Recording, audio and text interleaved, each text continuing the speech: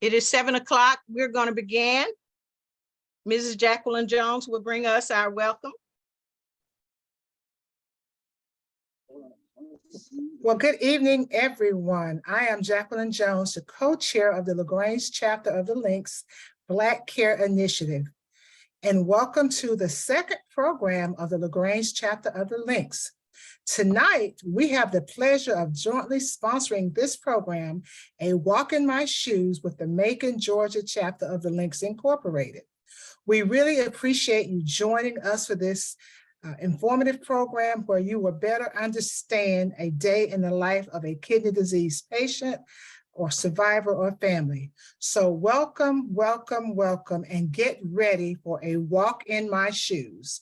Now, Mrs. Sylvia McGee will share the occasion and what this program and initiative is all about.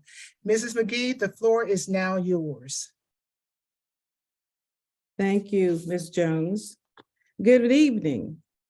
Chronic kidney disease affects approximately 37 million people in the United States. It is a silent killer in that many in this number are undiagnosed and unaware that they are at a health risk. Chronic kidney disease disproportionately affects the African American community. African Americans comprise 13% of the country's population, but account for 35% of those diagnosed with kidney disease. Treating kidney disease is an ongoing journey. It impacts not only the patient, but also the family and the community at large. In order to raise awareness and provide education and resources to our community, the Links Incorporated is proud to partner with Baxter International, a global medical tech company, in this initiative, Black Care, kidney awareness, resources, and education. Tonight, we will benefit from the personal and powerful stories of individuals whose lives have been impacted because of the ongoing journey of chronic kidney disease. Their stories will give you valuable insights, treatments, and challenges that they live with. We hope you will be inspired to act. Act to learn more about chronic kidney disease. Act to protect your health, and act to encourage others around you to protect their health as well. Gandhi summed it up well. It is health that is the real wealth, not pieces of gold or silver. Now, it is my pleasure to introduce Mrs. Cynthia Boyd, President of the LaGrange, Georgia chapter of the Links Incorporated. President Boyd. Good evening, and thank you for joining us for this very important and informational program this evening. We are happy that you've decided to join us. Our kidneys, I think, are one of the organs that we take for granted, that they'll always be there and they'll always do what they need to do. And we are doing this series of programs to help you understand that, yes, they will, but there may come a time when they will not, and what to do and how to handle that kind of situation. So sit back and relax and enjoy the program that has been outlined for you this evening. I think you'll find it extremely interesting. Thank you for joining us.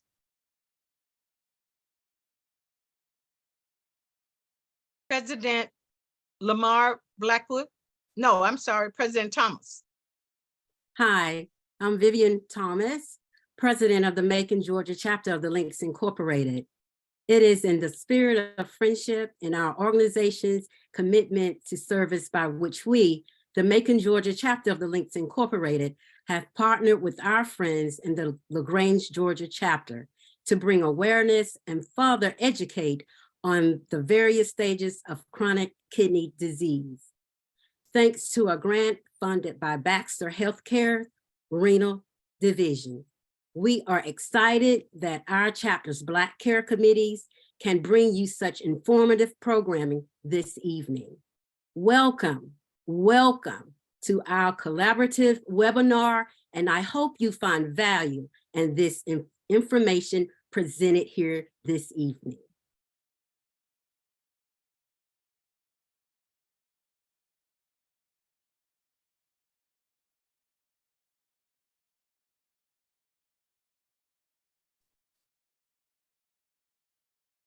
Lynette Ward. Yes, I have the honor of introducing the LaGrange, Georgia Black Cares Committee. First, our president, Ms. Cynthia Boyd, Dr. Constance Hendricks, chair, Mrs. Jackie Jones, co-chair, Mrs. Cheryl Perkins, Dr. Joy Baker, Mrs. Jocelyn Mariska, Dr. Paulette Dilworth, Mrs. Celeste Davis Lane, Ms. Carol Lewis, Dr. Denisha Hendricks, Mrs. Malika Milliken Tatum, Mrs. Valerie Knight, Dr. Chandra Brown, Mrs. Melinda White, and myself, Lynette Horace Ward.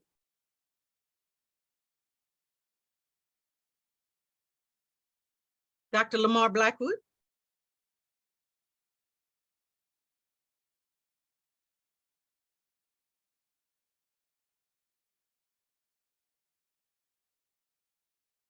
Dr. Tammy Lamar Blackwood. Good evening. It is my pleasure to introduce the Macon, Georgia chapter of the Black Care Committee, the Macon, Georgia chapter of the Links Black Care Committee. You've already met our president, Vivian Robertson Thomas. You've also met our chapter programs, Vice President Ms. Sylvia McGee, our HHS facet chair, Ms. Phyllis Kitchens-Thurman. The program coordinator for Black Care is yours truly, Tammy Lamar Blackwood. My program co-coordinator, Mrs. Marita Burney. The budget and finance coordinator, Sabrina Johnson and April Dickey. And my compliance evaluation co-chairs, Linda Ramsey and Terry Walker. Thank you. Thank you, ladies and gentlemen. And now it's time to learn about the rules of engagement for our program tonight. Welcome, everyone. Please help us know who's in our house tonight by placing your name and your organization that you are representing in the chat. Be sure to include your city, your state, so that we might, at some appropriate time tonight, give you a quick shout out. We are recording this program and we'll take periodic screenshots. Should you not wish for your image to be captured, we ask that you would leave your screen background up or just your name. However, we would be so honored to see your beautiful face. There will be prizes drawn after the panelists' presentation. So you must be present to be eligible to get that wonderful prize. This is a Links national initiative, as you have heard. And tonight we are excited to collaborate with the Macon chapter of the Links Incorporated as we, the LaGrange chapter, promote our second webinar around chronic kidney care. We need to help ensure, however, that both our chapters are compliant. So we need your help. When you do the pre and the post polls, that will help us gather the data that we need to document that we really did have this program. Now, I need you to feel free to put your comments in the chat and put your questions for the panelists after they present in the Q&A. We want to allow them to share their story. However, I have given them a time constraint. They have 10 minutes maximum. I told them 5 to 7, but we're going to give them 10 just in case they get on a roll. But there are 5 of them, and we know they have much to share, and it will be very difficult for them to be concise. But we hope that they will be aware that there are others to share their stories as well. We acknowledge that these personal stories of the panelists might be uncomfortable for some of you.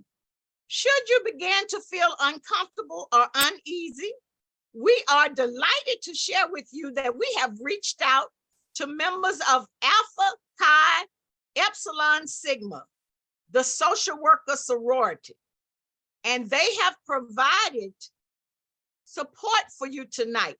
And you see on the screen, Mrs. Smith. She is a licensed Georgia social worker who has consented to be our counseling support tonight. So if you feel uneasy, please put it in the chat. The chat monitors will reach out to Mrs. Smith and she will communicate with you in a separate room. Our tech folks are on it. They will move you and our counselor over to a room so that she can assist you. However, you may also want to reach out to the national hotline, and that number is 988. You certainly have the option to do that. Please remain on mute so everyone can hear well without background noise. The program will be placed in the chat, the printed program outline. So all you have to do is click on it, but we will also send it to you. And we will also email you other resources that we believe will be beneficial and of interest to you. So are you ready? I'm ready. So let me see a thumbs up. If you're ready, look at your reactions and let's see a thumbs up. All right. We are ready. Dr. Dilworth, take it away. Thank you, Dr. Hendricks. Good afternoon, everyone. I'm Paulette Dilworth, and I serve as the evaluator for the project with the LaGrange chapter. So before we begin with the introduction of our panelists, we'd like for you to take a few minutes to complete a brief pre-test of your understanding of kidney disease and other, what we might characterize as misinformation or myths that proliferate around the illness or the disease. So with that said, I'd like to ask our IT person if they would to present the pre-test.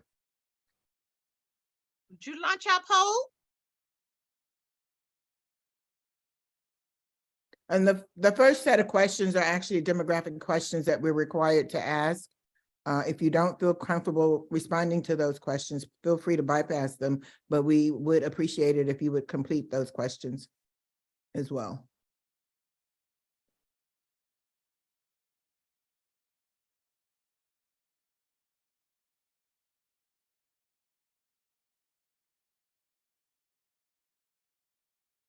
Dr. Hendricks, are there 2 pre-polls? It's working. Okay.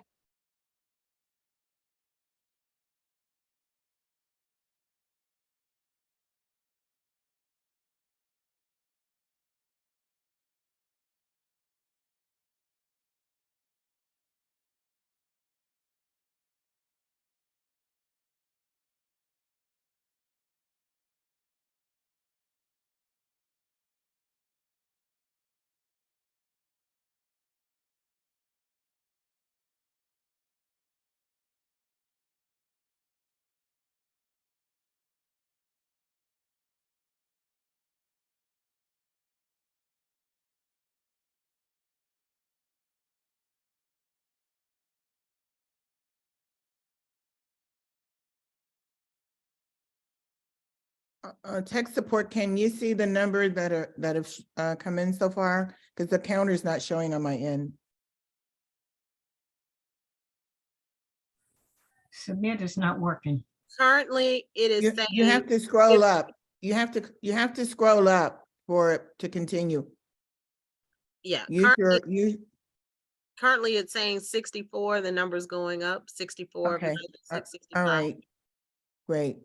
So we have about 67% at this time, 70% of our All participants. right, so could you just keep sort of track with us since I can't see it and let us know when we are close to complete? Sure. Don't want to spend too much time here. But in order for the submit button to work, you have to scroll up to complete the entire survey. There are the demographic questions, and then there are 9 true false questions.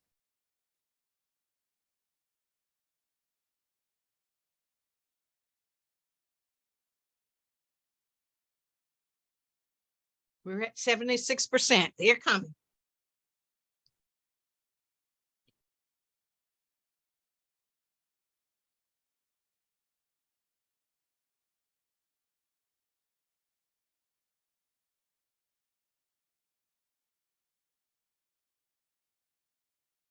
Yeah, we're currently at 70 or 80% right now Good. and increasing. Mm.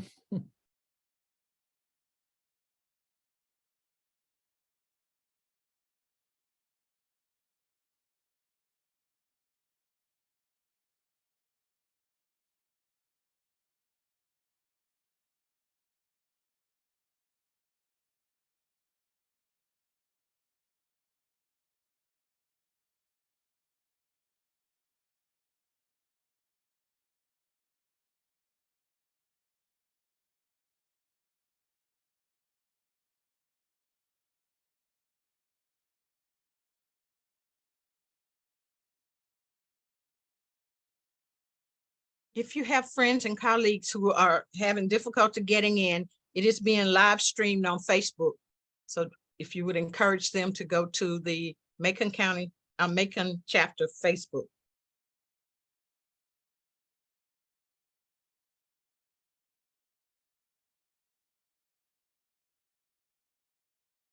We're at 86%.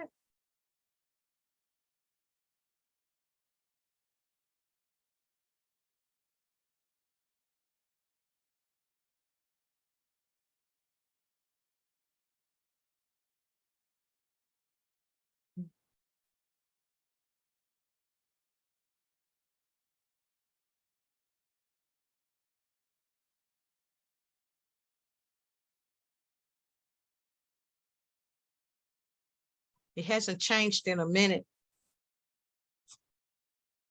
Okay, well, Dr. Hendricks, can we end the poll?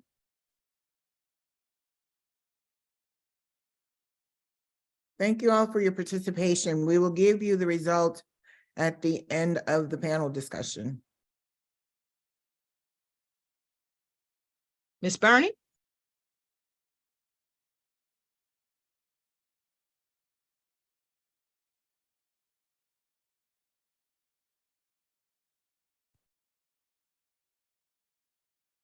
Ms. Merida?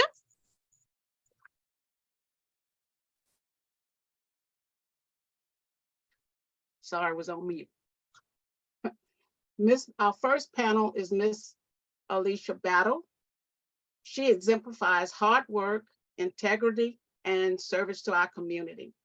She is a volunteer champion for organ donation with LifeLink of Georgia, president of the Athens, Georgia chapter of the Links Incorporated, and numerous service organizations in Athens, Georgia.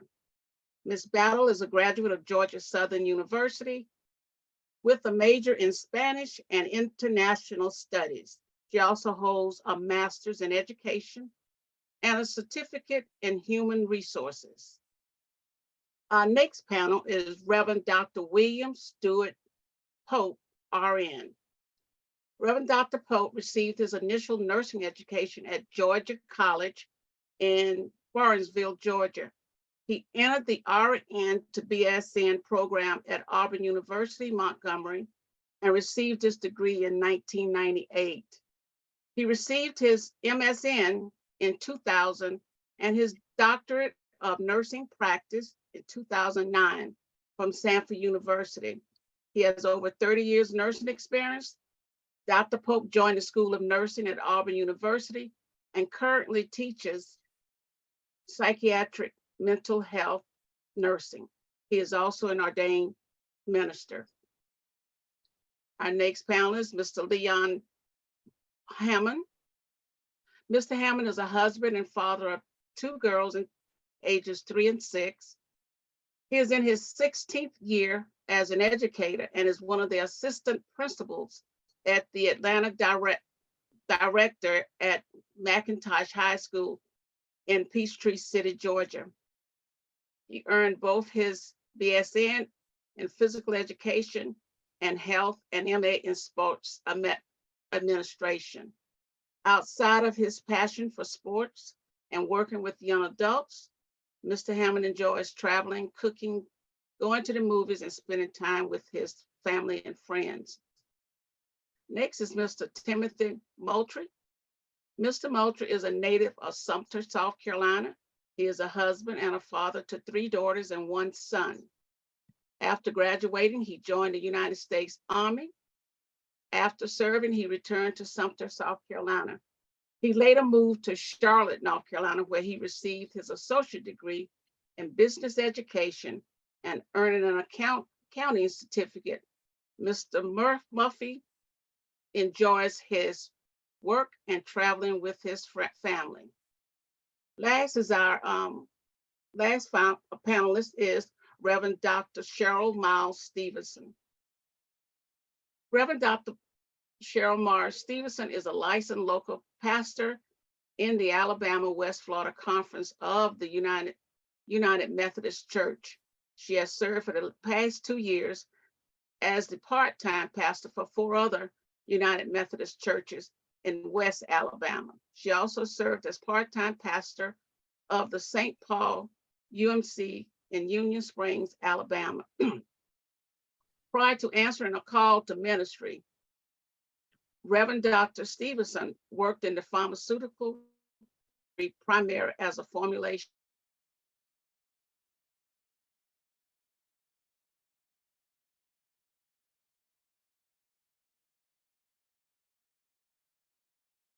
Ms. Bernie, did you freeze? It looks like she did. It looks like she did. Yes. Ms. Stevenson will be sharing with us the impact of chronic kidney disease with her spouse as her husband succumbed to kidney failure. We'll turn it over to Dr. Brown, Dr. Chandra Brown. I'm trying to put you in the ministry too. Dr. Chandra Brown, who will facilitate our panel. And I know our tech will highlight the panelists, pin the panelists. Good evening. I am Dr. Chandra Brown. I am pleased to be here with you tonight. I'm a member of the LaGrange chapter of the Links Incorporated, and we're so happy to partner with our Macon chapter sisters for this very important initiative. As a hospital medicine physician, unfortunately, a large percentage of my patients that I see every day suffer with chronic kidney disease in some form. So this is a very important topic, and we all have much to learn about this disease and what we can do to prevent it and how to cope and manage it. So at this time, we are pleased to turn to our panel. Mrs. Alicia Battle, if you will go ahead and begin to share your story with us. Thank you.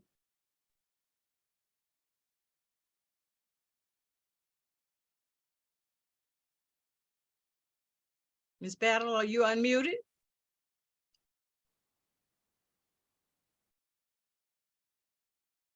Would someone in the tech make sure she is unmuted?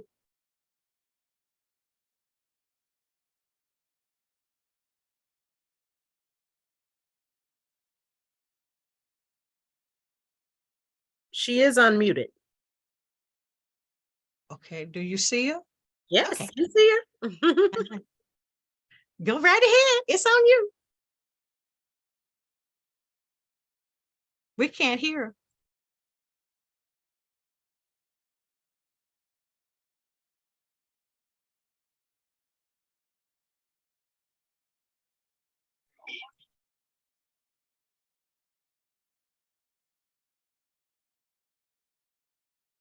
So perhaps we can move to Reverend Dr. Pope, and our tech support will work with Ms. Battle for her issue with her sound not coming through. Can we do that? Sure. Reverend Dr. Pope? Yes, Welcome. I want to thank you for having the opportunity to be here. I've probably know some of you, certainly know Dr. Hendricks well. Maybe we know each other too well. She knew enough to give me a 10-minute thing. I'm kind of like the Apostle Paul. I'm long time preaching, and so I have started in this journey with chronic kidney failure about a year ago. My creatinine levels started to rise, and I've been a diabetic for 30 odd years, but it's been well controlled. My A1C was always done well, let below 7, and I was very diligent about keeping it that way. And they're not really sure what happened to my kidneys. They obviously think it probably was something to do with my diabetes, or either the medicine I take for diabetes, but they're really not sure. And but it happened. About February of last year, we recognized that I was going to be eventually going to be on dialysis. My kidneys were getting worse and worse. My creatinine levels were going higher and higher. And so at that time, I went into the hospital and had a fistula put in to start dialysis whenever the need took place. And I guess that's where the first part of the thing that I think needs more education. I went to the surgeon, I talked to the kidney doctor, and he was, yeah, you need this, and he sent me to a surgeon. Surgeon said, well, I'm gonna put it in. Where do you want it? Well, I didn't know. I mean, I really didn't know. I said, well, where would it be the best place? Well, we like to put it in your dominant arm. Wrong. That's not where it should be. I didn't know that, but they put it in my dominant arm. And so that really hinders you with so many things. And I've been a nurse for 30 something years, but I'd never worked renal, I'd never worked dialysis. And so I didn't know. So when I'm on dialysis, guess which arm I can't move is my dominant arm, which keeps me from doing a lot of things. So if somebody, one of the things that I would always tell them to do, unless it's impossible, is to put it in your non-dominant arm. That would be one of the things that I really found disturbing, and it still bothers me a lot that's happening.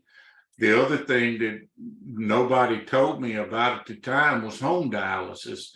I should have never gone to a dialysis clinic. I should have started home dialysis from the very beginning, because I knew that we knew this was coming for 6 or 7 months before it ever happened. I could have been trained on home dialysis before any of this ever happened, but that was a lack of education. So a lot of these things that I wasn't told, I would have loved, and just lack of communication and my lack of knowledge. I trusted the people I was working with, and I love my doctors. I really do. I love the people at the dialysis clinic. They are so nice to me, and it's a wonderful relationship. But I should have been more proactive in my own care, and I should have asked more questions. But I thought people would tell me what I needed to know, and they didn't. And that's not, like I said, I'm not mad at anybody. I'm not trying to get off on anybody. But if I had a chance to somebody that was fixing to go through what I've been through, those are some of the things I would probably tell them first, is think about the future, think about what needs to happen, and make sure you ask the right questions. Make sure, don't label whatever you think. Well, that's not good enough. I've had really I feel so much better since I've been on dialysis. And I actually start home dialysis training the 13th of next month. So I will be on home dialysis or hemodialysis at that time. I'm still working full time. I'm teaching 4 classes at Auburn University School of Nursing. I still have a large outreach project with my Caring Paws. I have an animal assisted therapy program that goes all over the place with taking dogs to visit people that are in nursing homes or in the hospital, or students that need emotional help or psychiatric care. So I still have a very active life, and kind of determined that this is not going to slow me down. It has rearranged my schedule for sure. But that's expected. A lot of people get depressed and I'm thankful that God has given people enough insight and intelligence to create a way for me to live longer. My health is pretty good, other than just going to dialysis 3 times a week. So I'm not sure what else I need to tell you other than if I can certainly can help someone and giving them information just from my own experience, not necessarily as a nurse, but as a human being that's gone through this. And sometimes I think being a nurse kept me from getting some of the information I should have got because they assumed I knew it. And I didn't. It's the other thing that we see now is so many dialysis clinics are so short of nurses. They are extremely short of nurses, extremely short of help. Some of them have been closed down. Some of them are working. I go to dialysis at 4 o'clock in the morning sometimes, and sometimes I go at 11 o'clock in the morning. Sometimes I go at 12:15 in the afternoon. I try to be flexible with them, and they try to be flexible with me.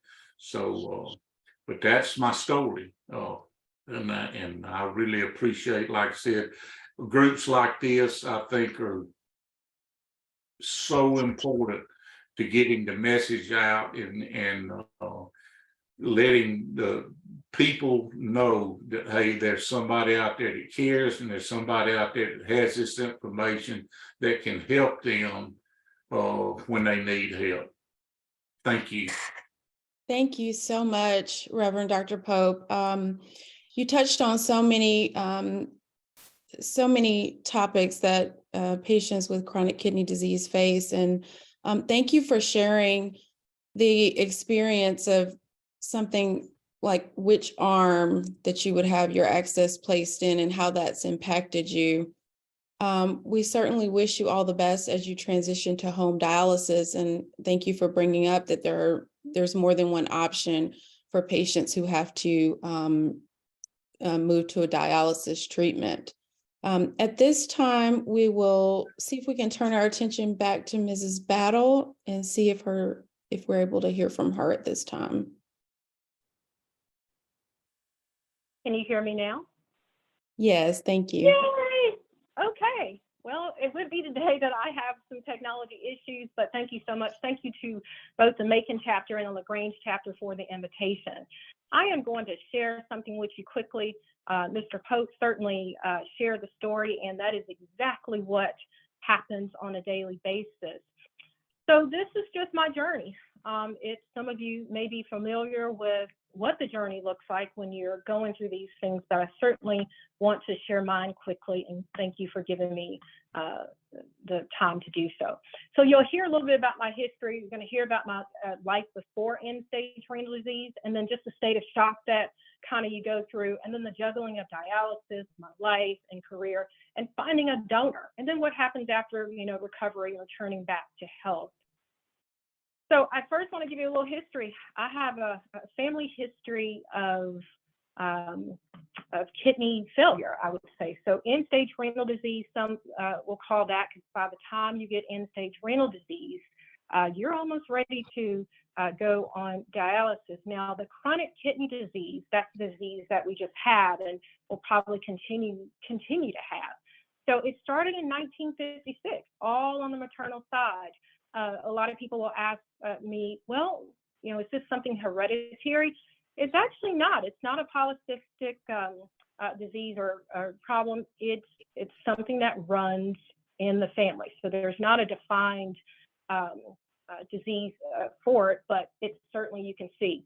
You'll notice here that I want to go, and my grandmother was on dialysis for 23 years, and she started it back in 1976. It started in 56 with my great-grandfather. And then, of course, my mother was on dialysis for 1 year, and hers started in 1995. And myself, 17 months I spent on dialysis until I had a kidney transplant. And my uncle, he was on there for 9 years. So that's just a little bit about the history. Next up, before this happened, end-stage renal, I lived a regular life. Everything was fine. I don't even know if I probably didn't have to go to the doctor very much. I think I had to go when I studied abroad to make sure I had all the shots, but there was just no need for it. I did not have to do it. I got engaged as well before I started dialysis, so that was also a great thing as well. But very healthy, river rafting, everything you can think of. I did not have signs of this end-stage renal disease or the kidney disease as well. I will tell you though, one of the ways that I didn't catch this was because I never had lab work. Had I had lab work, I would have known this immediately, apparently. So it happened in 2001. I didn't even go walk during my graduation. And it's because I remember being so tired. I was just tired. I couldn't do anything. And I thought it was just graduate school. I was exhausted. So I didn't walk. I didn't do any of that. I just stayed at home the whole time. And I said, hey, just mail that, mail the degree. It's fine. Later that day, I can remember graduation was on a Saturday. Monday, I was just tired. I couldn't do that. Mail the degree. I don't know, there was a feedback there. But anyway, by that Monday, I was showing signs of vomiting and then swelling. And so I went to the ER, just a regular ER visit, thinking I was coming back. Well, of course, that one night turned into almost 2 years. So the next thing was how was I going to juggle the dialysis and my career? Because remember, I just graduated thinking that things were fine. I was great. I did not expect to be having to be sick or anything. No one expects to be sick if you've never had to go to the doctor. And as Mr. Pope talked about, you have to juggle that dialysis, those, 3 days a week, 3.5 hours, a day. I did take hemodialysis, so my dialysis, I did go to a clinic for those. One thing that I want to say about dialysis, of course, there were weekdays, there were medicines that I had to get used to that I wasn't used to taking. But one of the things that I want to talk about in this area was it was the friendships that I got from being on the dialysis. I met so many people, and many of them were much older than me, because as you might remember or think about, I was 24 years old when this happened. And so right after graduate school, so I met a lot of friends. I was so excited. But one thing that used to hurt me the most is I would see my friends one day, and then the next day I may not see them. And I'd say, so what happened to Mr. Jones? And they would say, well, Mr. Jones won't be back, or you can think of the rest of that story. And so that was one of the things that always kind of hurt me being on dialysis. I turned to volunteerism. I volunteered as much as I could. I still would try to teach, whether it was night school, after dialysis sometimes, just to keep life going. Then it came to a point, I think it was day one, I said, I have got to find a donor. Remember, this is a huge family history, so what was I to do?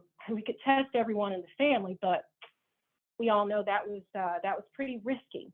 So I immediately went to Medical College of Georgia, now it's Augusta University, but that was our choice, or hospital choice, because my mother had been there. everyone had been there. And believe it or not, some people may think that, oh, well, you should have been used to this, end stage renal disease. You should have been used to that. I mean, you had a whole family that, well, really, I wasn't, because you don't know until it happens to you. So I went there, registered to be on the kidney registry donor list. And we had, testing done for at least one of my family members. And I was afraid about that, but it was my younger sister. And we had her tested, and it was a match. It was a match.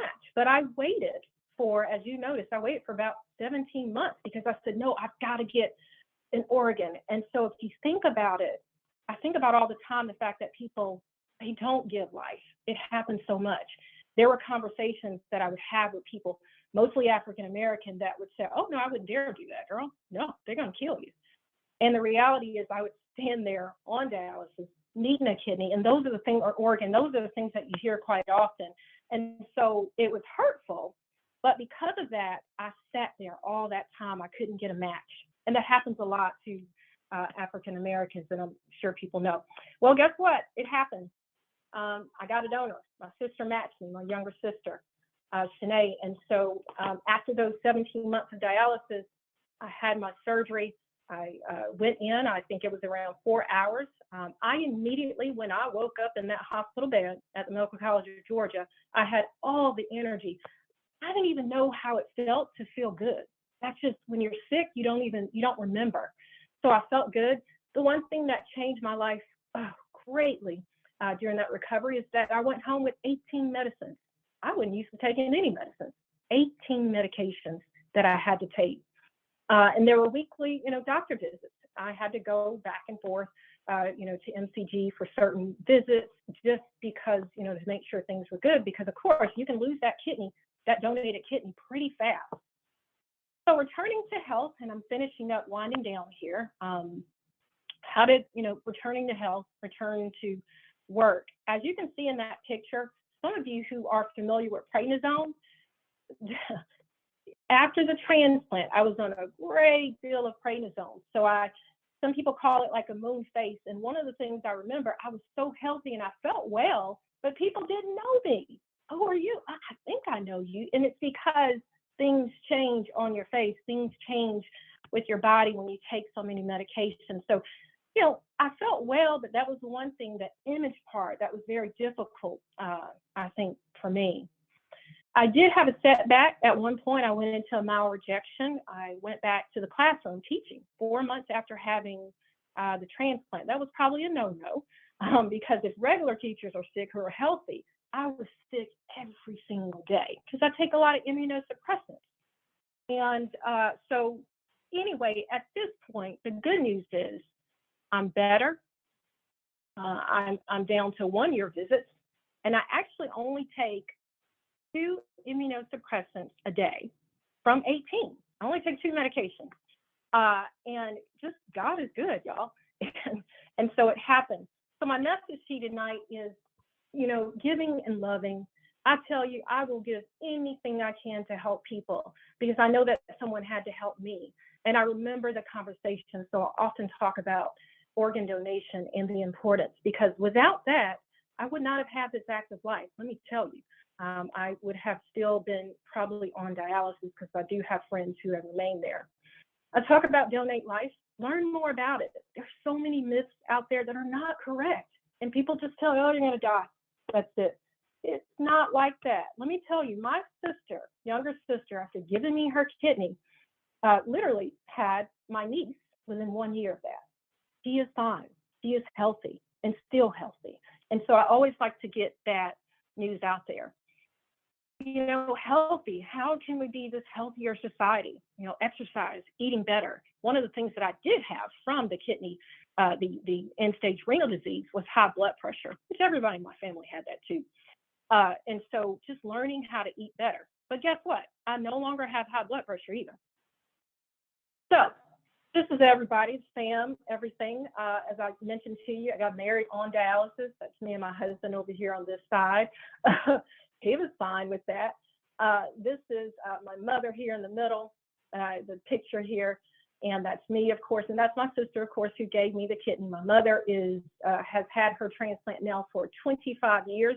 She had a cadaver transplantation.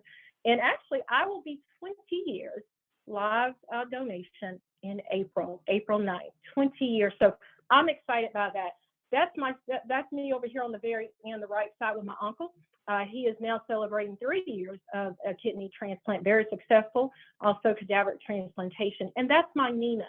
That is my niece who everybody's like, you guys are matched, because her mother had her 1 year after giving me life. Without that, I wouldn't have had the time. And so, you know, I end by saying donate life. I will say that, you know, it was hard being a young person, and I had a lot of denial. I'm surprised I'm sharing my story with y'all today because for many years, the doctors would tell me, they would just say, you are in so much denial, girl, you need to get a life. You need to do that, because I just wouldn't share it. I didn't want people to even focus on it. And so today I am here. Thank God. Thank y'all for letting me share my story. Wow. Thank you so much for that presentation, Link Battle. Thank you for sharing your family history. You know, oftentimes we maybe don't talk to our family members, or there's a generation that didn't share some of the struggles that they were that they were dealing with medically. And so you really highlighted the importance of knowing your family history. Very important. Congratulations, as you are almost 20 years since your transplant. And so that is amazing. We congratulate you and wish you all the best in the future. I like the way you talked about some of the potential complications. So once you get your organ, you have to go to the doctor, take your immunosuppressive medications, do everything you can to protect that kidney and to prevent complications such as rejection. So thank you for sharing your story. I also just briefly wanted to mention that along the lines of organ donation, Linkages to Life is one of our signature programs with the Links Incorporated. And I've placed in the chat a couple of websites that you can go to find out more information. We certainly encourage you, if you're not already, to become an organ donor and consider registering for organ donation. So at this time, we will turn our attention to Mr. Leon Hammond.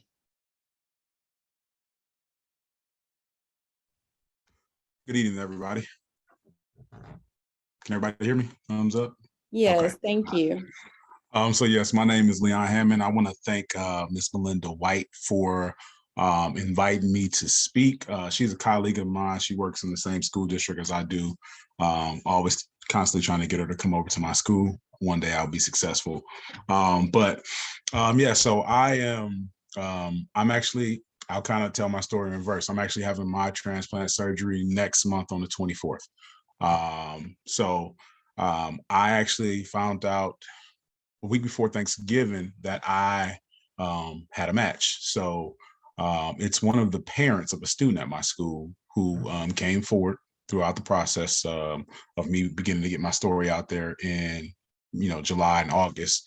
So behind the scenes, he was doing the testing, and at school, my principal, he worked with my principal, and they kind of set up a surprise for him to reveal that to me. So it was definitely something that caught me off guard and by surprise. I thought I was going in for a presentation for another award, and then they sprung that on me.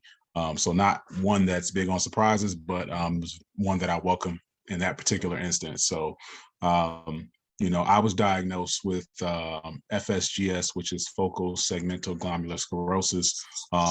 Again, it's a renal disease that affects more so African-American than African-American males in particular.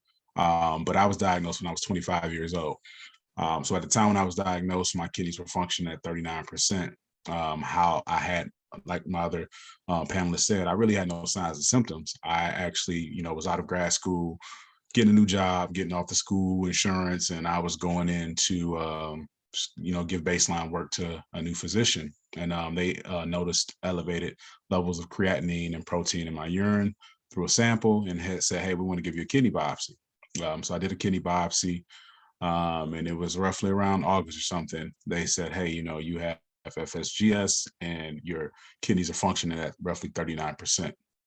So initially I said, you know, what is it can I do to make that function and go back up? And they informed me that, you know, obviously it's not going to go back up. It's only going to deteriorate. So they told me, you're looking at roughly 10 years before you're going to need a kidney transplant, which would have put me at 35 years of age. So, you know, at the time, I've said before, I just kind of put it in the back of my mind. I don't know if it was Superman syndrome. I'm young, I'll be okay. Not really being educated or knowing and thinking about my kidneys. I didn't really think twice about it. So again, I put it in the back of my mind, continue to live, work, and, you know, they started me on a course of prednisone, various medications, medications to control my blood pressure, which I had not had high blood pressure until, you know, that. So they put me on a course of medication to try to, you know, slow down the deterioration of my kidneys. And I guess really the best way to describe FSGS would be, if you think about it as a pasta strainer, you take a pasta strainer, you pour it in, all the holes are open and straining the water out.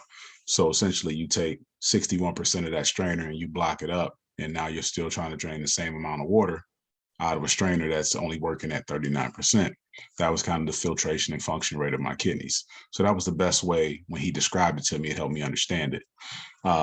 So, you know, over the years, moving from Buffalo to South Carolina, and then eventually to Georgia, you know, I would see different nephrologists. Again, was going to the doctor initially once every 6 to 8 months. And then, you know, we fast forward to last May. So May, I go to the doctor and, you know, slowly but surely it had been decreasing. He says, hey, you're at 20%. We need to start talking about a transplant. So I think for me then it really registered and hit me, you know, being a father of 2 girls, being older, and now, you know, being married, my focus is really so much so on family. So, you know, my mindset was, you know, what about my family? What's going to happen to my daughters? I want to be there to see them grow up, weddings, sporting events, you know, be there for my wife, you know. So those were the things that were playing through my mind. So it was just kind of like, hey, how do you deal with this? And I hadn't really talked to anybody about it. You know, I talked to my immediate family, told my brothers and them, but other than that, I didn't really share it. So my mother-in-law connected me with a good friend of hers who, her pastor at a church, he had, and it's Willie Blackwell, he had recently had a transplant this past April.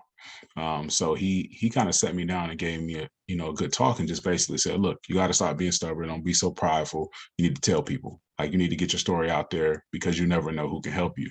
So, you know, a lot of times I think we kind of hold it in, especially Black males, we kind of keep it to ourselves, want to be strong, backbone of our families, not say anything. So I didn't say anything at the time. And, you know, a lot of conversations with he and I just made me put my story out there. So it started with, you know, telling my close friends, and a lot of them were just like, hey, I want to get tested. How can I help you? And then from there, it went on to put my story out there on Facebook.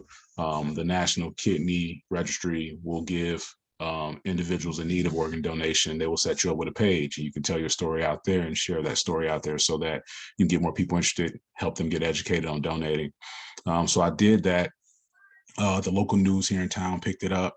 One of the ABC News affiliates picked it up as well. So the story kind of took a life of its own and got out there. And, you know, behind the scenes, people were getting tested. So, you know, we fast forward to, you know, present day, people got tested. And really, it was actually a close friend of mine from college, Coral. She got tested and she actually flew down to Atlanta. She went to Piedmont, Atlanta, did everything. We just knew she was a match. She was set up to be my match. And through the testing process, which it is, you know, I wouldn't tell anybody, if you are going to get tested, understand you're going to find out everything that is wrong with you. So just be ready for that because they're going to head to toe. So she found out in that process that, you know, later on in life, she may have renal issues. So they didn't feel comfortable doing the transplant. So October 14th, they tell her she won't be able to be a donor for me. That's the same day I go on the transplant list. And, you know, so it was kind of bittersweet. I was happy to be on the list, but also I was upset and sad for my friend who wanted to be a match for me. So essentially a month later, November 15th, that's when they do the surprise. And I found out about my match. So I'm honestly blessed and thankful that it really has not affected my life. I was able to coach and teach, and now moving to administration. I still work and cover games. I'm able to attend events with my daughters, plays, soccer, taekwondo. I'm able to do all those things with my family, travel, with really no issues. I may get some swelling from time to time, but I take a water pill for that, and that's pretty much it. So like Link Battle said, I'll be interested to see how I feel post-surgery, because I've been like this for 14 years now, that I don't know anything differently. So it'll be interesting to see what I feel like when I'm operating at 80-90% with functioning kidneys, or functioning kidney. So really, when I got that was a breath of fresh air, a sigh of relief. I have very smart daughters who were relieved for me and happy that daddy's getting a kidney. And, I've had a strong village and community of supporters and prayer warriors around me that have been lifting me up in prayer, and my family as well. I've also done a lot of connecting with various people on Facebook and other platforms to encourage other people that, one day your match is going to come. Putting my story out there, talking about the importance of donation, because it is important, and we don't know what we don't know. And I think a lot of people sometimes are scared to donate because they don't know what's going to happen to them. So really educating themselves on the fact that you can live a healthy life with one kidney. One of the biggest things people always say is, or I've heard people say throughout this process, is God gave us 2 kidneys for a reason. So if you can give one, you can, because you can still live a long, healthy life with just one kidney. So for me, I'm looking forward to surgery. It'll be my first surgery ever. So those little nerves exist. But other than that, I'm looking forward to having that surgery and just really just kind of getting back to what I do now, which is work, help kids, and enjoy that. So that's what I really am excited to do. Obviously, I definitely want to thank and shout out my donor, Alan Reeves. He's again a parent of a couple students who have been through the school I work at, and one who's still there. And obviously it's something he didn't have to do, but he came forward and recognized that this man has kids and he wants to be there for them. So he knew he wanted to give back, and this was his way of doing it. So we will forever be linked together through this. And I'm excited about it, and anything I can do, questions I can have, or people I can help, I'm always going to be there to uplift them and encourage them, because, as I keep telling people, if you are going through this process, don't go through it alone. There are people here to help you and want to help you. And there's a big network of people that you don't even know have dealt with this or are dealing with this, and will be there to support you. So in closing, I thank you all for having me. I'm getting accustomed to sharing my story, and it's getting easier. And I appreciate you all very much, and thank you. Thank you so much, Mr. Hammond, for sharing your inspiring story. Thank you for reminding us of the importance of community. Again, we encourage everyone to learn more about organ donation and registering to do so. You're right. Unfortunately, kidney disease disproportionately affects African Americans. It affects our community more. We're 3 times more likely than our white counterparts to have kidney disease, and 1.5 times as likely as our Hispanic brothers and sisters to have kidney disease. So this is very important, and we appreciate you sharing your story. We will send prayers and thoughts to you and Mr. Reeves next month for your surgery. So at this time, we would like to move on to Mr. Timothy Moultrie. Hello, everybody. Can y'all hear me? Yes, again, my name is Timothy Moultrie. I'm currently from South Carolina. I live here now in Charlotte. Just to give you a brief history about me, I'm going on 4.5 years of my second kidney transplant. My first transplant was quite a shock to me, because when I found out how sick I was, and the nephrologist was telling me that, you're gonna have to be on dialysis. And, I was young at the time. I think I was like 25.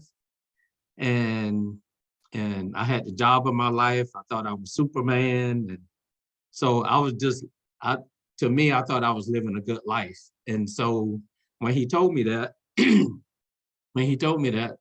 I was like, okay, I can do, I can do dialysis. I got some vacation time saved up, and I'm talking to him, and he was like, no, I don't think you understand what's going on here.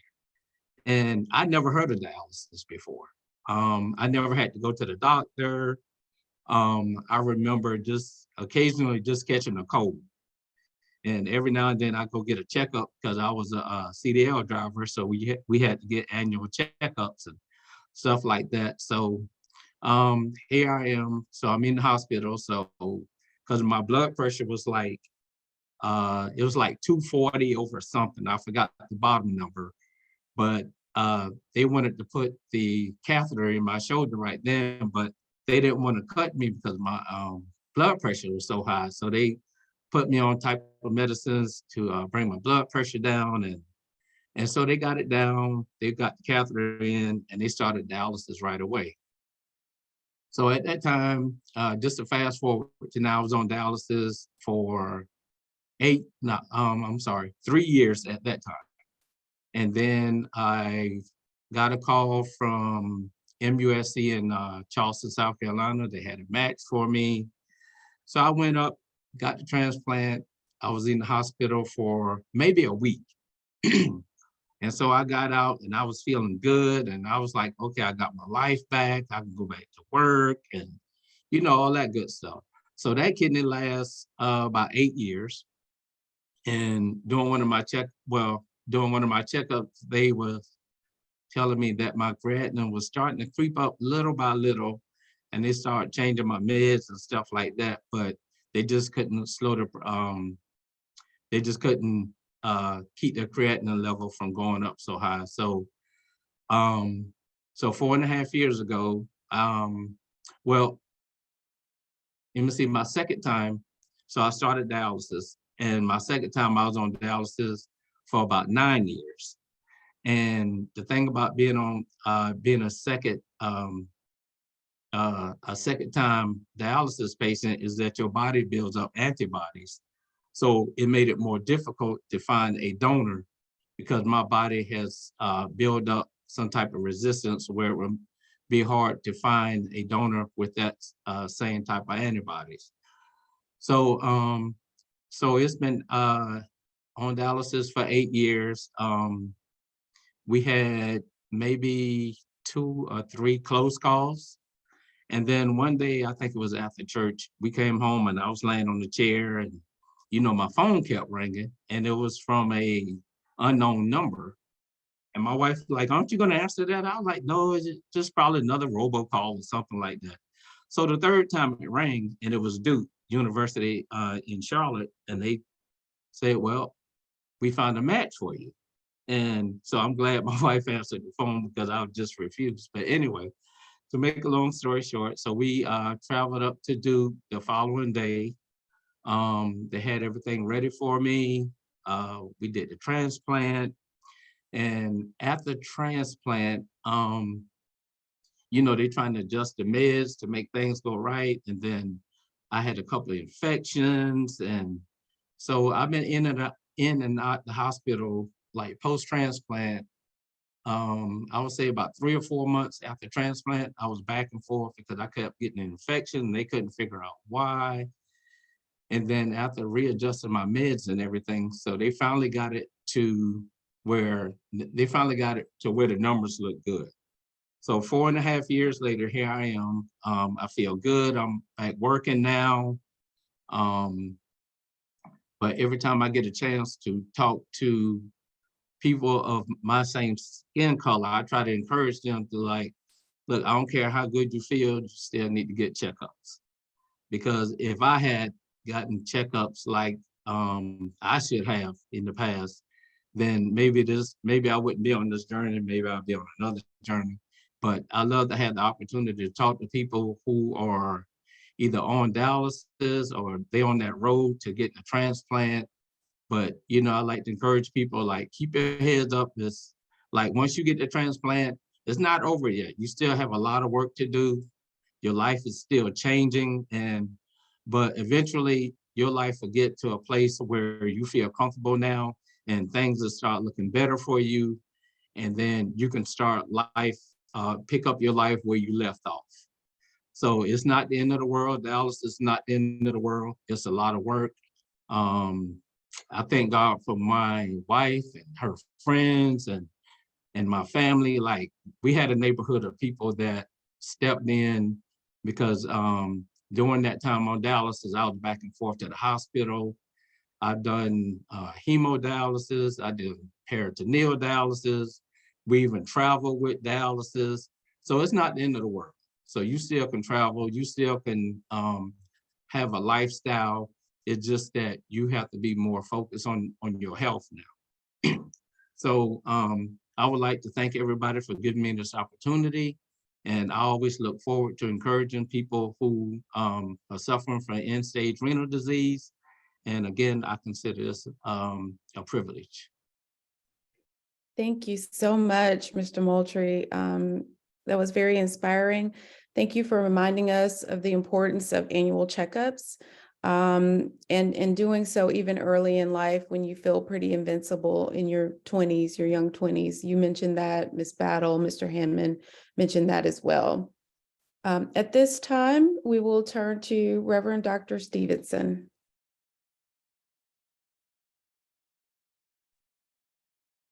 Good evening. Can you all hear me? Okay. I was my husband's caretaker for about 13 years. He was diagnosed with chronic kidney disease back in 2008. So then he was 42, I believe. His came as a result of him having a combination of diabetes and hypertension. At the time, he had what we now know to be some of the symptoms, but we just didn't know what to look for. Things like fluid retention, the fact that he had started going to the restroom less and less every day over time. Things that we could look back on now and say, you know, these were signs that we should have seen had we known what to look for. He went to the doctor on a regular basis because he did have diabetes. And on one particular occasion when he got back lab results, they told him, you know, your kidneys are failing because you have high creatinine levels, high albumin levels and whatnot. And they told him he needed to go on dialysis. So he started going into the clinic, and he did that for about 2 or 3 years.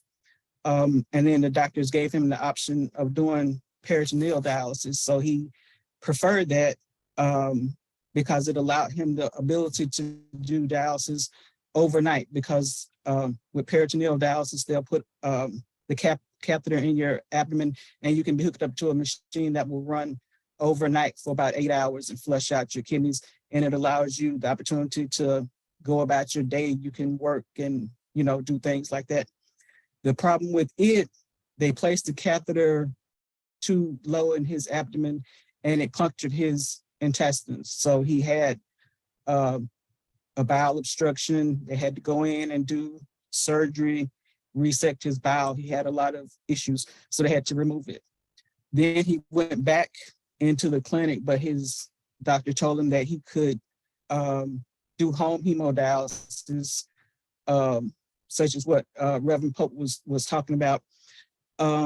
So I had to learn how to run the machine for him. So he did that. I guess we did that for about 5 or 6 years.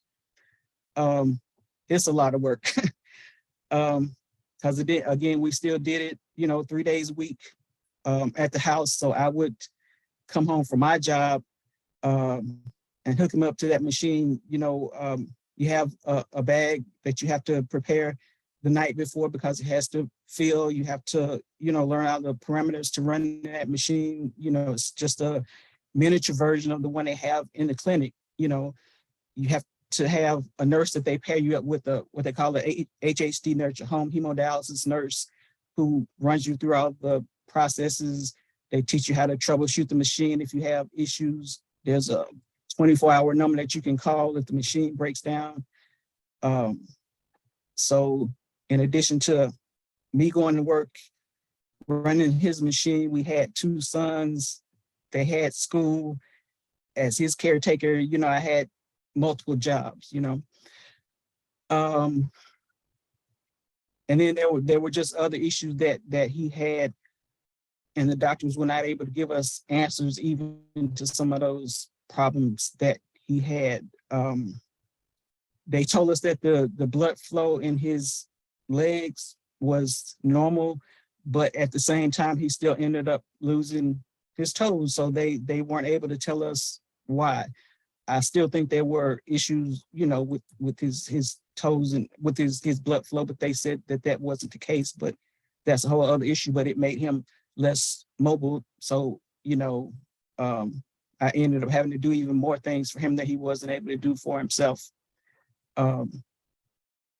Immediately after I finished seminary in 2021, the church moved us from East Alabama to West Alabama. I told him I didn't want to move because it was going to be a big battle for him, having to find new doctors, having to move all of his equipment and set all of that up again. But and plus, this is a very rural area where I live now. But he said, well, if that's where God sends you, then that's where we're going to go. So we moved in June of 2021 to where I am now. July 19th of 2021, he got sick. August the 1st, he passed. So, it's been a big adjustment getting used to him not being here and not having that job to do, because we went from a family of 4 to 2, and now it's just me because my sons did not move. They're in their 20s now and living on their own. But I would tell anyone now just to be on the lookout for warning signs, especially if you do, as Alicia said, have a family history. You need to tell, loved ones things they can look out for, because since he was diagnosed, his brother and sister have also been diagnosed with kidney disease. So there are things that you can do to take care of yourself, things that you can look for to prevent your kidneys from suffering, and to try to prevent some of these things from happening. He was listed, for a transplant, but that never panned out for him. He did go through the University of Alabama in Birmingham to try to get a transplant. But since you have so many African-American patients that need a kidney, but so few that are willing to donate, it's difficult to find a match. And since many of us are diabetic or have hypertension, they automatically strike you off the list because they won't even test you to see if you are a match. Even for the people in his family, a lot of them were diabetic or had hypertension or something, and they couldn't even be tested if they were willing. Because if you have any of those conditions, then they say that you're not well enough yourself to go under the knife to donate. So it's something to be considered, that your own health is sufficient before you can even help somebody else.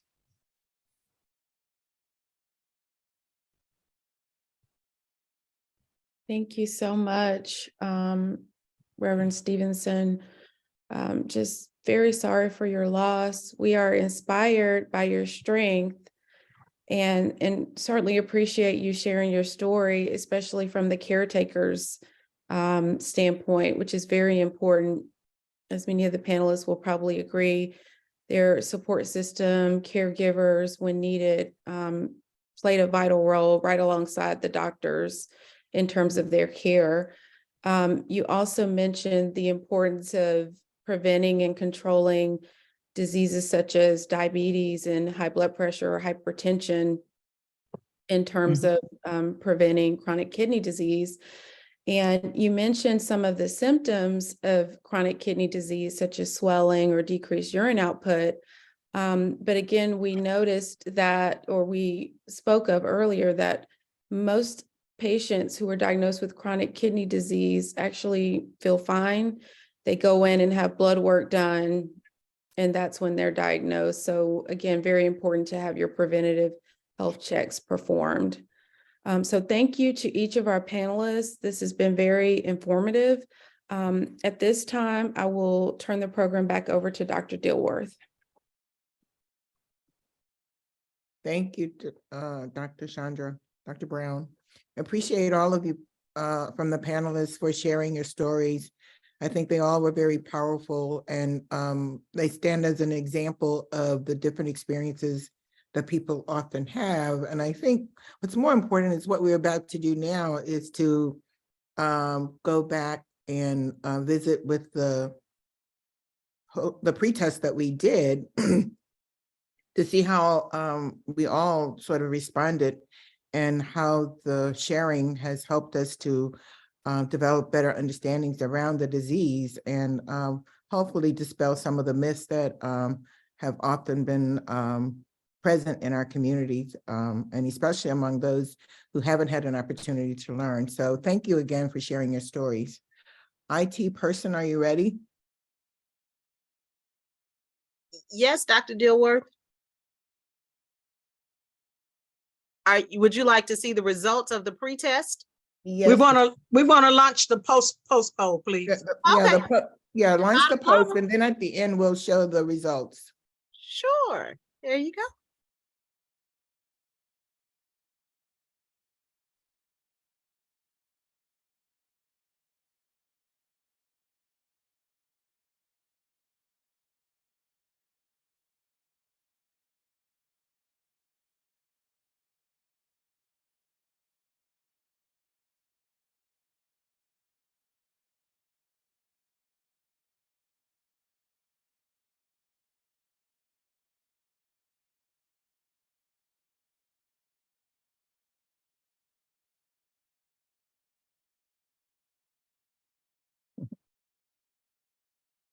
How are we doing, Dr. Hendricks? We were about 25% and rapidly increasing. So Great, great.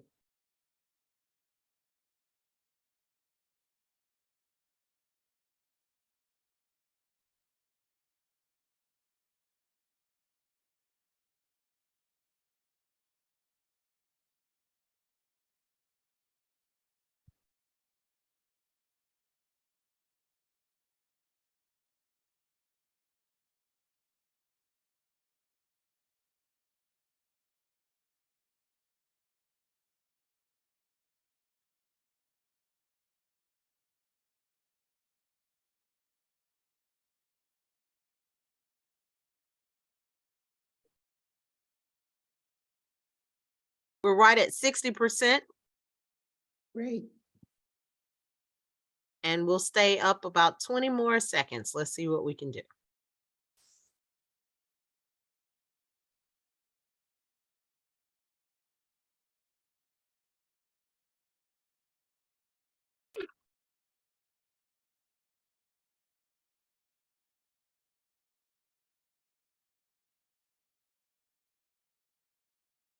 Okay, we're at 71, 72% at this time. And so we'll end the poll. Great. Do you need some time to get the results organized? No, I don't. Okay. You want to go ahead and post them? Sure. Which one would you like first? The pretest first, so that we Sure. could see where we were before we started the panel discussion. There you go. Oh, great. Prefer not to, oh. So you want to read them out, Dr. Dilworth? Yes, hold on one second. Okay, you can see of course, we had our demographic questions first. Right, the demographic questions were first. So I was trying to scroll down. So the first question in the pre-test was, an unhealthy kidney can affect many body functions. 99% of you scored that correctly. The answer is true. The only option for receiving dialysis treatment is to travel to a center at least 3 times per week. for hours at a time. And that is absolutely false. And 88% of you got that correct, or 88% of us scored that one correctly. Due to time constraints, dialysis patients can't travel. And I think one of our panelists spoke very directly to that particular issue, that you can travel. And it seems that 92% of us scored that one correctly. It is false. Number 6, dialysis is painful. 71% scored that one false. Number 7, drinking lots of water will prevent a person from developing chronic renal disease, and that is false. 81% of us scored that one correctly. Dialysis patients have no say in their treatment. One of our panelists also spoke directly to that question as well, and of course that's false as well. And 95% of us scored that one correctly. Number 9, dialysis is expensive or unaffordable for the normal patient, and the answer to that is false, and 75% of us scored that one correctly as well. So by and large, I think we did pretty good on the pre-test. So let's take a look at the post-test.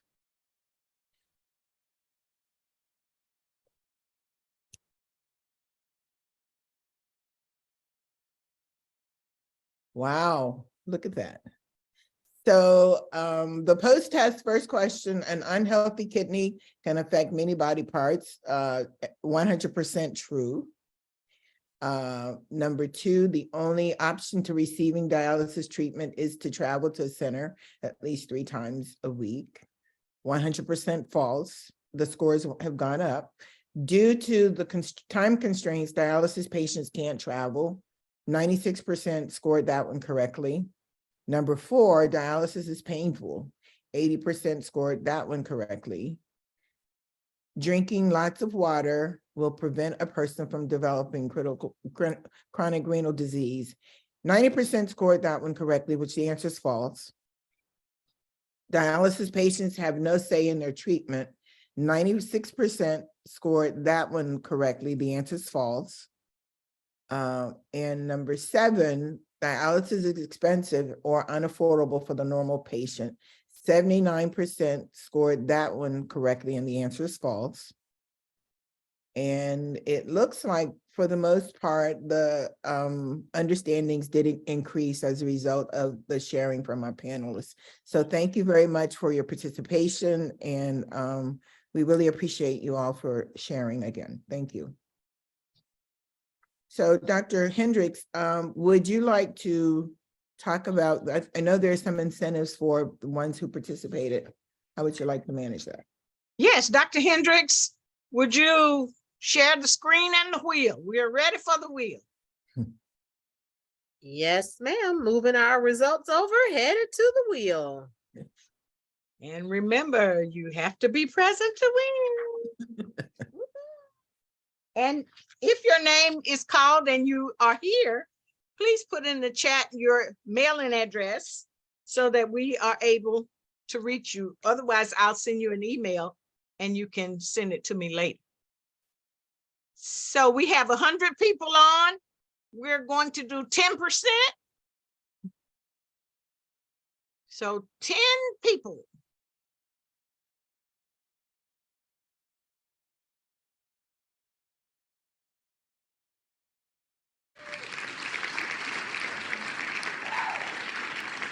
Ayana Ross, are you there?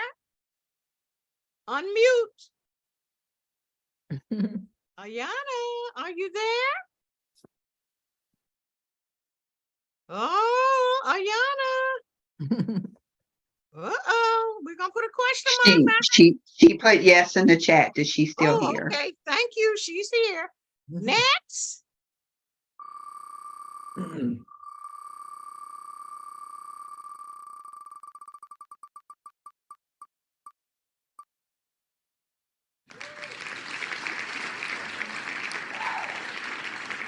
Oh, Miss Bernie. Natasha, is that right? Are you there? Yes, ma'am, I'm here. Wonderful, congratulations. Thank you. Yay.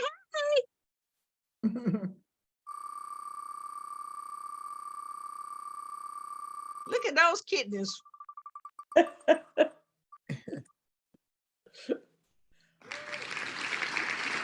Ah, President Thomas. I'm here.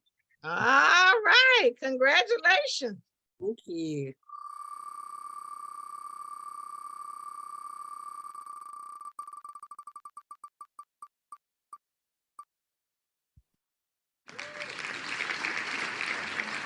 Miss Galloway.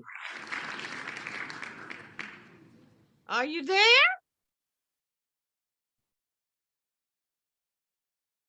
Is she answering in the chat? Somebody check. Mm-mm, All right, woo-hoo. she's not there.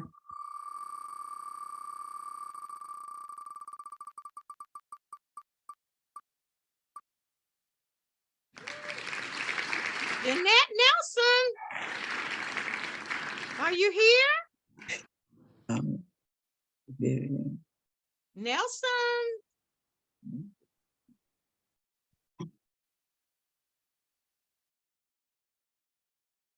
All right, are you there? Link, hindrance, somebody put that Pat Galloway couldn't get into the room, but she is live on Facebook. Okay. Why Solomon, are you there? Solomon?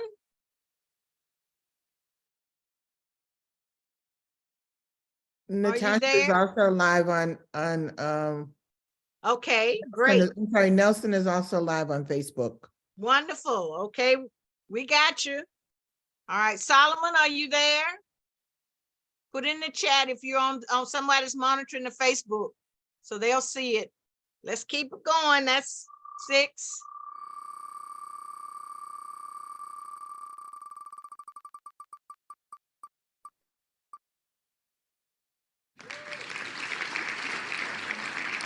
That Wolford, Tanya?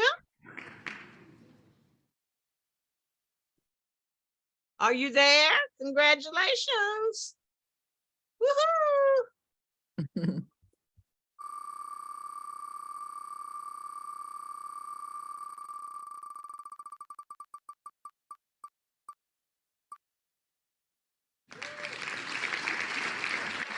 Bradley, are you there? Congratulations. Tanya Wilson is on Facebook, Dr. Okay. Hendricks. All right, we got it. We didn't eliminate her. Okay. All right.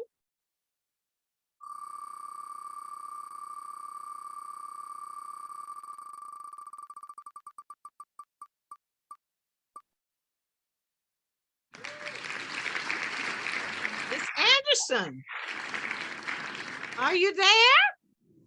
I'm here. Congratulations. Thank you.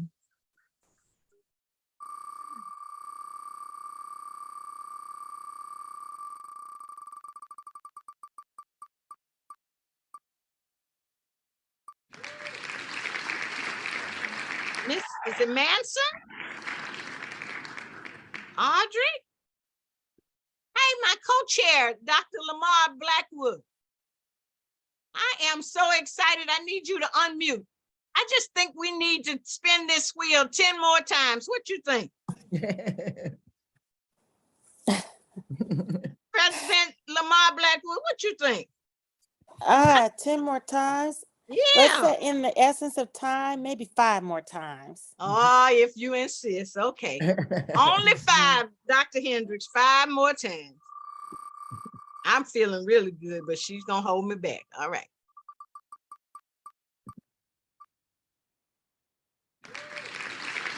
All right, Jeannie Evans, that's a Selma link. Thank you. Jeannie, are you there? Put it in the chat.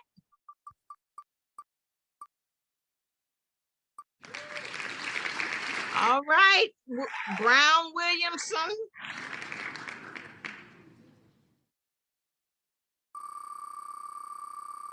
That's 12. 14,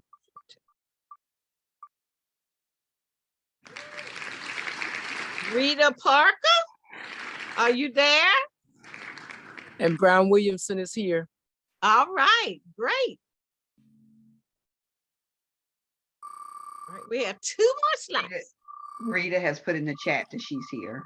Wonderful, congrats. Hold tight. Look, we get a bonus then. Okay, try it one more time.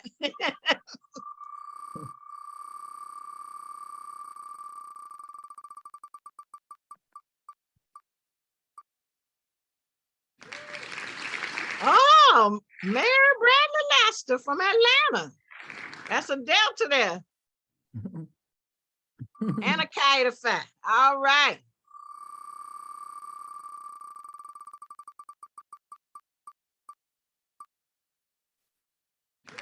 Last one, Judy Thompson. Congratulations, everyone. We will be mailing your gifts to you. Thank you for staying with us. Woo! Miss White, Melinda White, Yes, ma'am. would you all post the pledge on the screen for us, share it? And we're going to ask everyone if you would mute, and as soon as they share it on the screen, we'd ask you to say it as Miss White reads it aloud. Are we able to share it?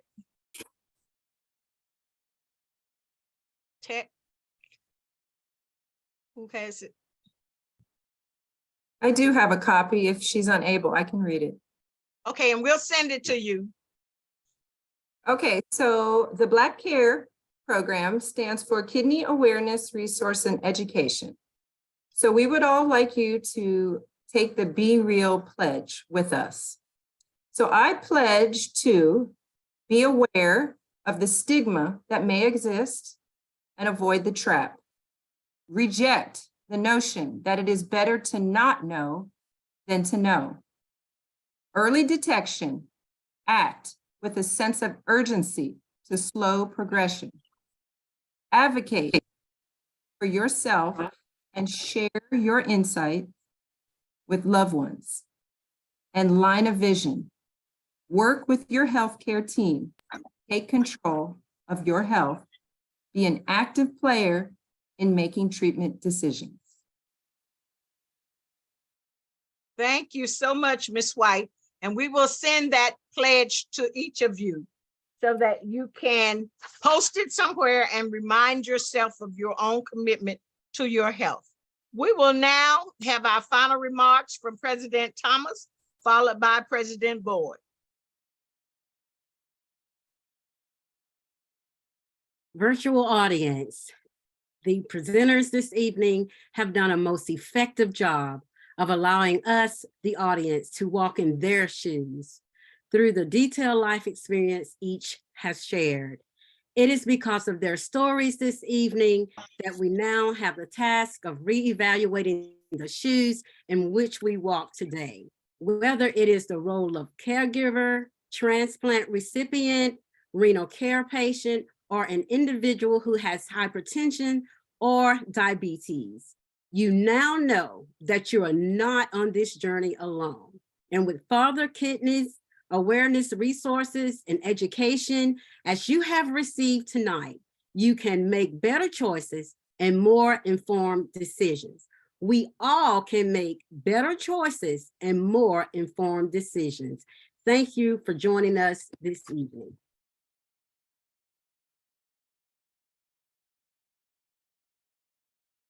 President Boyd. I'm coming. It took me a minute to find the unmute button. First of all, let me thank all of our panelists so very, very much for sharing your stories with us. I can imagine that it might not have been an easy thing to do, but we certainly do appreciate you for being willing to share your very personal stories with us. I think that you are all amazing, amazing people. And I applaud you for the journey that you have taken, the walks that you have taken in your own shoes. Of course, our prayers continue that God will shine his favor on you and you will continue to live healthy,